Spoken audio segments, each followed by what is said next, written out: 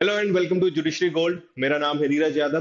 तो अगर आप सोच रहे हैं कि आप बिहार के लिए किस तरीके से अपनी प्रिपरेशन स्टार्ट कर सकते हैं या बिहार की वैकेंसीज कब तक आ सकती है, सो हम उम्मीद कर रहे हैं कि at the end of the year Bihar की वैकेंसीज जो है वो नोटिफाई की जा सकती है। तो बिहार अपने आप में, अगर आप कहो कि बिहार के लिए जो जुडिशरी का पेपर है वो बाकी थोड़े अलग स्टेट से, बाकी के जो स्टेट्स होते हैं उनसे थोड़ा सा अलग आपको देखने को मिलता है। तो यहाँ पर इस पूरे की पूरे बिहार के लिए क्या पेपर होता है, क्या पैटर्न होता है, प्रीलिम्स कैसे होगा, मेंस कैसे होगा, या किस तरीके से कौन कौन से सब्जेक्ट्स आपको प्रिपेयर करने हैं, अगर देखा जाए तो ओवरऑल आपकी क्या स्ट्रेटेजी रहने चाहिए इस पूरे एग्जाम को लेकर के, उस चीज के बारे में अभी हम बात करने वाले हैं। तो सबसे पहले यहाँ पर प्रीलिम्स जो होता है इसमें दो पेपर होते हैं। तो बहुत सारे ऐसे स्टूडेंट्स होते हैं जिनका जीके के ऊपर थोड़ा सा ना कमांड होता है।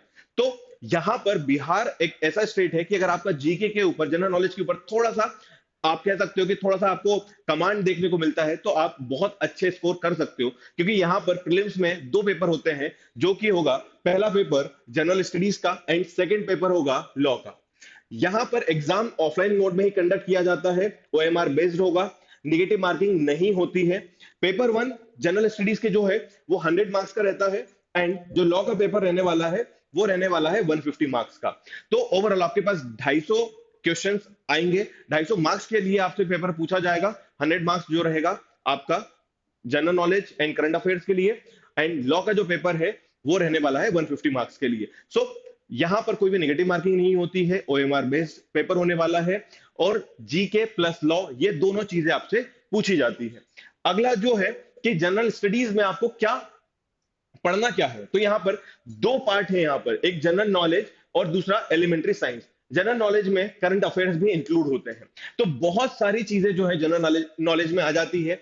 जैसे कि अगर हम बात करें कि आपका हिस्ट्री, आपका पॉलिटी, आपका इकोनॉमी, आपकी ज्योग्राफी, साथ ही साथ करंट अफेयर्स, इंटरनेशनल अफेयर्स जो भी हो रहे हैं, नेशनल जो भी आपके मूवमेंट्स हुए हैं अभी तक, या अभी रिसेंट में जो भी चीजें न्यूज में रही हैं, ये सारी चीजें आपके सिलेबस का पार्ट रहने वाले हैं। लेकिन फिर भी अगर आप प्रीवियस ईयर पेपर देखोगे तो आपको बहुत ज्यादा देखने को मिलेगा कि करंट अफेयर्स और हिस्ट्री से बहुत क्वेश्चंस आपको देखने को मिलते हैं बिहार में। बहुत कम क्वेश्चन है जो इकोनॉमी से या पॉलिटी से देखने को मिलते हैं, बट फिर भी ये आपके एग्जाम में पूछे जाते हैं या पूछे जा सकते हैं, क्योंकि ये आपके सिलेबस का पार्ट है। तो फोकस आपको हिस्ट्री और करंट अफेयर्स के ऊपर ज्यादा करना है। नेशनल मूवमेंट से बहुत क्वेश्चन आते हैं, इवन बिहार से बहुत सारे क्वेश्चन आपको यहाँ पर फिर भी देखने को मिल सकते हैं। दूसरा, एलिमेंट्री जनरल साइंस जो है, यहां पर भी आपको अच्छे खासे क्वेश्चन देखने को मिलते हैं। 10th तक जो आप लोगों ने साइंस पढ़ा है वही आपको सिलेबस में रहने वाला है। उसमें आपको फिजिक्स, आपकी केमिस्ट्री, आपकी बायोलॉजी जो है वहां से आपको क्वेश्चंस देखने को मिलते हैं। तो ये बहुत ज्यादा टफ नहीं रहने वाला है, बहुत एडवांस लेवल का नहीं आता है, बट स्टिल आपको थोड़ा सा ठीक से, अगर आपने साइंस नहीं ली थी स्ट्रीम या बाद में आपने छोड़ दिया था, तो आपको थोड़ा सा साइंस के ऊपर भी मेहनत करने की जरूरत रहने वाली है। तो general knowledge plus current affairs and general science, ये आपका पूछा जाएगा प्रीलिम्स में 100 मार्क्स के लिए। इसके अलावा जो आपका लॉ का पेपर रहने वाला है, यहां पर कुछ ऐसे सब्जेक्ट्स आपको देखने को मिलेंगे जो बाकी किसी स्टेट में उतने नहीं पूछे जाते हैं। और बहुत ज्यादा जो सरप्राइजिंग है बिहार के लिए वो ये है कि लॉ में आपसे आईपीसी, या आज के दौर में कहा जाए तो भारतीय न्याय संहिता, आपसे नहीं पूछी जाती है। तो यहां पर जो आपका रहने वाला है, पहला पेपर होगा law of evidence and procedure, दूसरा है constitutional administrative law of India, Hindu law, Mohammedan law, transfer of property, principle of equity, law of trust and specific relief act, law of contracts and torts and commercial law. ये जो है ये आपसे यहां पर पूछे जाने वाला है, और यही सारे सब्जेक्ट्स जो हैं आपको मेंस में भी देखने को मिलने वाले हैं। तो थोड़ा सा जो, अगर आप किसी और स्टेट की तैयारी कर रहे हैं, आपका प्राइमरी स्टेट अगर बिहार नहीं है, तो आपको कुछ ऐसे सब्जेक्ट्स भी यहां पर पढ़ने हो सकते हैं कि जो आपके प्राइमरी स्टेट में ना देखने को मिले। अगर आप सिर्फ बिहार के लिए तैयारी कर रहे हैं तो आपके लिए कोई बहुत प्रॉब्लमेटिक नहीं है इन सारे सब्जेक्ट्स को पढ़ना। लेकिन अगर आपका सेकेंडरी या थर्ड, अगर आप सोच रहे हो कि बिहार आपकी प्रायोरिटी हो सकती है, तो आपको बाकी के जो सब्जेक्ट्स जिनको आप अपने प्राइमरी स्टेट में नहीं पढ़ते हैं, वो भी आपको थोड़ा सा यहां पर ध्यान देने के लिए जरूरत पड़ेगी। आगे जब हम बात करते हैं कि अगर आपको लगता है कि आपकी तैयारी जो है वो हो चुकी है, लेकिन एक रिवीजन करना है आपको, कि आप पूरा की पूरा वीकली एक सब्जेक्ट को कंप्लीट कर पाए, रोज आंसर राइटिंग की प्रैक्टिस कर पाए, वीकली आप फुल लेंथ टेस्ट दे पाए, जनरल नॉलेज के लिए ऐसे राइटिंग या बाकी की जो ट्रांसलेशन वगैरह की चीजें हैं ये भी आप कवर कर पाए अपनी स्ट्रेटेजी में, तो जुडिशरी गोल्ड आपके लिए लेकर के आ रहा है अभ्यास बैच भोपाल सेंटर में, ऑफलाइन मोड में। तो यहां पर आपको 15 सब्जेक्ट्स कवर करवाए जाएंगे, डेली आंसर राइटिंग प्रैक्टिस करवाई जाएगी, आपको करंट और लीगल नॉलेज जो है ये भी आपको मिलने वाला है। जजमेंट राइटिंग की आपको क्लासेस दी जाएंगी इसमें। यहाँ पर ट्रांसलेशन ऐसे राइटिंग जो है वो भी आपको प्रैक्टिस करने को मिलेगी। प्रीलिम्स और मेंस के जो टेस्ट हैं हर शनिवार और रविवार को आपको देखने को मिलेंगे। इंटरव्यू गाइडेंस और जो पूरी की पूरी प्रिपरेशन है आपको ये आपकी कंप्लीट हो जाएगी 4 महीने में। तो आपको लगता है कि नेक्स्ट एग्जाम जो भी आने वाला है उसके लिए आप अपनी तैयारी को और कितना अच्छा कर सकते हैं। तो 2 सितंबर से 2 सितंबर से भोपाल में चालू हो रहा है ऑफलाइन बैच अभ्यास। यहां पर जब हम मेंस एग्जामिनेशन की बात करते हैं तो मेन एग्जामिनेशन यहां पर टोटल होता है 1050 मार्क्स के लिए, मतलब 1050 नंबर के लिए आपसे मेंस लिखवाया जाता है। यहां पर कुछ कंपलसरी हैं सब्जेक्ट्स और कुछ आपके ऑप्शनल है। तो जो अभी हम थोड़ी देर पहले बात कर रहे थे कि क्या क्या ऑप्शनल आपको सब्जेक्ट देखने को मिलेंगे, तो कुछ पेपर कंपलसरी है, कुछ ऑप्शनल है। यहां पर 5 कंपलसरी एंड 3 ऑप्शनल पेपर आपको देखने को मिलेंगे। कौन कौन से कंपलसरी हैं और कौन कौन से आपके ऑप्शनल हैं, और ऑप्शनल पेपर में से आप किस तरीके से अपने आप को ये कर सकते हैं कि बाकी शायद लोगों से आपके ज्यादा मार्क्स मिल सकते हैं। उस चीज के लिए सबसे पहले अगर हम बात करें कि कंपलसरी सब्जेक्ट्स कौन कौन से आपको देखने को मिलेंगे, जीके इंक्लूडिंग करंट अफेयर्स ये 150 मार्क्स के लिए आपसे आता है। एलिमेंट्री जनरल साइंस 100 मार्क्स के लिए रहेगा। General Hindi 100 marks, general English 100 marks, law of evidence and procedure. तो जो थोड़ी देर हम पहले प्रीलिम्स के लिए बात कर रहे थे वही सब्जेक्ट्स में से आपको GK and current affairs 150 marks के लिए, जनरल साइंस आपको 100 मार्क्स के लिए, ये and law of evidence and procedure 150 marks के लिए। जनरल हिंदी और जनरल इंग्लिश जो है ये सिर्फ क्वालिफाई करना है आपको। अब अगर इसको कंपेयर करें हम किसी अदर स्टेट के साथ तो वहां पर आपके हिंदी और इंग्लिश के मार्क्स जो है ये आपके एग्जामिनेशन में इंक्लूड होते हैं। लेकिन जब हम बिहार के लिए बात करते हैं तो जनरल हिंदी और जनरल इंग्लिश जो है ये सिर्फ और सिर्फ आपको क्वालिफाई करने हैं। आपको क्वालिफिकेशन के लिए जो है मिनिमम 30 मार्क्स लेकर के आने हैं। तो यहां पर आपको सिर्फ और सिर्फ हिंदी और इंग्लिश के अलावा आपको मेन ध्यान देना है जनरल नॉलेज के ऊपर, करंट अफेयर्स के ऊपर एंड जनरल साइंस के ऊपर, जो आपने 10th तक की साइंस पढ़ी है। टोटल इनका वेटेज अगर सिर्फ मेंस के लिए भी हम बात करें तो 250 मार्क्स का है। साथ ही साथ 100 मार्क्स के लिए हिंदी, 100 मार्क्स के लिए इंग्लिश, और ये दोनों क्वालिफाइंग भी है। मिनिमम आपको 30% तो सिक्योर करना ही होगा। And law of evidence and procedure जो है ये आपका 150 मार्क्स के लिए रहने वाला है। इसके अलावा आपके पास क्या ऑप्शंस है जो कि आप ऑप्शनल में चूज कर सकते हैं, उसके लिए आपको देखने को मिलेगा। ये आपको एक लिस्ट दे रखी है, इन 5 में से आप कोई भी 3 जो है अपनी पसंद के सब्जेक्ट सिलेक्ट कर सकते हैं। सबसे पहले अगर हम बात करें तो constitutional and administrative law of India, Hindu and Mohammedan law 150 marks, law of transfer of property, principle of equity, law of trust and specific relief act, ये भी आपको सारे ही पेपर 150 मार्क्स से देखने को मिलेंगे।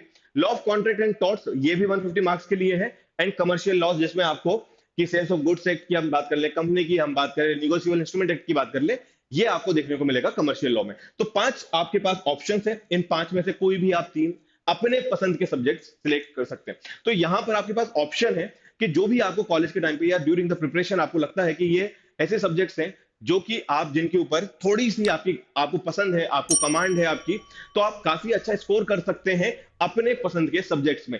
ये बाकी दूसरे स्टेट के लिए अगर देखा जाए तो थोड़ा सा ऑड रहता है, क्योंकि यहां पर बहुत सारे ऐसे क्वेश्चंस हैं या बहुत सारे ऐसे सब्जेक्ट्स हैं जो शायद किसी और स्टेट में नहीं पूछे जाते। अगर एमपी से कंपेयर किया जाए तो एमपी से तो बहुत ही ज्यादा मुख्तलिफ यहाँ पर पेपर आपको देखने को मिलेगा। बिहार के लिए थोड़ा सा पैटर्न भी आपको अलग देखने को मिल सकता है यहाँ पर। तो अगर देखा जाए कि आपको यहां पर 5 ऑप्शनल में से 3 सिलेक्ट करने हैं, Hindi, English, GK, current affairs plus general science and law of evidence and procedure, ये आपके कुछ सब्जेक्ट्स रहने वाले हैं जो कि आपको मेंस के लिए पढ़ना है। टोटल आपका पेपर होगा 1050 मार्क्स के लिए। एंड जो इंटरव्यू आपका रहने वाला है वो इंटरव्यू होगा 100 मार्क्स के लिए, एंड उसमें से मिनिमम जो है आपको 35% स्कोर करना है। तो अगर आप सिलेक्ट होना चाहते हैं, आप जज बनना चाहते हैं बिहार में, तो कम से कम इंटरव्यू में से आपको 35% मतलब विच इज 35 पॉइंट्स आपको लेकर के आने होंगे। तो दिस वाज द ओवरऑल जो आपका सिलेबस रहने वाला है बिहार जुडिशरी के लिए। अप्रोच क्या आपकी होनी चाहिए, जैसे किसी भी स्टेट के लिए जब आप प्रिपेयर करते हैं तो एक बेसिक कॉमन चीज होती है कि एग्जाम में हमेशा आपको मेंस के लिए ही पढ़ाई करनी होती है। यहां पर ये जो ऐसा पेपर है कि जहां पर आप कभी भी ये नहीं कर सकते हैं कि ठीक है पहले प्रीलिम्स हम कर लेंगे, उसके बाद में फिर हम मेंस करेंगे। ऑप्शनल सब्जेक्ट्स आपको हमेशा से पहले से प्रिपेयर करके चलने हैं। आपको पहले ये पता होना चाहिए कि आप कौन से ऐसे सब्जेक्ट्स हैं जो मेंस में लिखने वाले हैं। तो मेंस के ऑप्शनल पेपर आपको पता होना चाहिए कि आप कौन से सिलेक्ट करने वाले हैं। सेकंड, जो आपके कॉमन सब्जेक्ट्स हैं, जो कंपलसरी सब्जेक्ट्स हैं, उसमें including Hindi, English, GK and general science, ये सारी चीजों के ऊपर भी आपकी कमांड होनी चाहिए। तो बिहार में सिर्फ और सिर्फ आपका लॉ काम नहीं आने वाला है, लॉ के अलावा हिंदी, इंग्लिश पर भी उतनी ही कमांड होनी चाहिए। साथ ही साथ general knowledge, current affairs and आपका जो एलिमेंट्री जनरल साइंस है वो भी आपकी पहुंच में होनी चाहिए। तो अगर देखा जाए तो बहुत वास्ट सिलेबस है बिहार के लिए, पर ये अप्रोचेबल है अगर आप आज ही से तैयारी करना चालू कर देते हैं, सही स्ट्रेटेजी के साथ अगर आप चालू करते हैं। तो सबसे पहले आपको ये आइडेंटिफाई करो कि आपके कौन से सब्जेक्ट फेवरेट हैं जो कि आप ऑप्शनल में लेने वाले हैं। उसके साथ साथ आप रोज डेली आंसर राइटिंग प्रैक्टिस कीजिए। डेली आंसर राइटिंग प्रैक्टिस आपको करनी कहां से है? प्रीवियस ईयर से। क्योंकि जब तक आप प्रीवियस ईयर पेपर नहीं लगाएंगे, आपको कभी भी एग्जाम समझ में नहीं आने वाला, एग्जाम की रिक्वायरमेंट क्या है वो समझ में नहीं आने वाली है। आप हिंदी और इंग्लिश को नहीं छोड़ सकते हैं क्योंकि 100 मार्क्स के आपको पेपर होने वाले हैं और आपको वो क्वालिफाई करना ही होगा। तो यहां पर आपको हिंदी और इंग्लिश पर भी विशेष तौर से ध्यान देना है। साथ ही साथ रही बात प्रीलिम्स और मेंस के लिए, आपको जीके और जनरल साइंस के ऊपर भी कमांड होनी चाहिए। तो अगर आप सोच रहे हैं कि आप बाद में कर लेंगे या मेंस के लिए बाद में कर लेंगे, तो ऐसा कभी नहीं होने वाला। आप जो जीके या करंट अफेयर्स या जो भी आप जनरल साइंस पढ़ रहे हैं, तो याद रखने का जो तरीका है सबसे सही कि आप आंसर राइटिंग प्रैक्टिस कीजिए। प्रीवियस ईयर में जो पेपर्स देखे गए हैं, जो पैटर्न है, जिस चैप्टर से या जिस टॉपिक से ज्यादा आपको क्वेश्चंस देखने को मिलते हैं, आपको प्राइमरली वो पहले तैयार करना होगा। तो पहले आप मेंस के लिए ही प्रिपरेशन स्टार्ट कीजिए। साथ ही साथ जितने हो सके प्रीलिम्स के लिए उतने एमसीक्यू आप सॉल्व कीजिए। जब आप रोज आंसर राइटिंग प्रैक्टिस करेंगे, आपने लॉ अपना कवर कर लिया, साथ ही साथ हिंदी और इंग्लिश भी आप साथ में पढ़ रहे हैं, और जीके एंड जनरल साइंस वगैरह पर भी आपको उतनी ही मेहनत करनी है। तो आपका पूरा दिन जो डिवाइड होना चाहिए, इस हिसाब से होना चाहिए कि आप लॉ प्लस जो जीके, साइंस और हिंदी इंग्लिश है, उसके लिए भी आप अपना टाइम बचा पाए। तो ये बहुत टाइम आपको रहने नहीं वाला है कि आप पहले मेंस के लिए प्रिपेयर ना करके सिर्फ सीधे प्रीलिम्स के लिए प्रिपेयर करना चालू कर दें और बाद में आप लगेगा कि आप कवर कर सकते हैं। तो ऐसा नहीं होने वाला है। तो स्टार्ट करिएगा अपनी प्रिपरेशन पहले दिन से। इस चीज को ध्यान में रखते हुए कि आपको मेंस लिखना है, क्योंकि वही आपके सिलेक्शन का जो है मेन बेसिस बनने वाला है। अगर देखा जाए तो प्रीलिम्स क्वालिफाइंग एग्जाम है एक तरीके से, लेकिन सही तरीके से, सही मायने में आपका जो सिलेक्शन है वो आपको रहने वाला है मेंस के एग्जामिनेशन के बेसिस पर। तो पहले हम मेंस की तैयारी करेंगे, साथ ही साथ जो है हम एमसीक्यू सॉल्व करेंगे for the purpose of prelims examination की, ताकि हम मेंस लिख पाए। तो ये आपको कुछ चीजें जो है ध्यान में रखनी वाली है।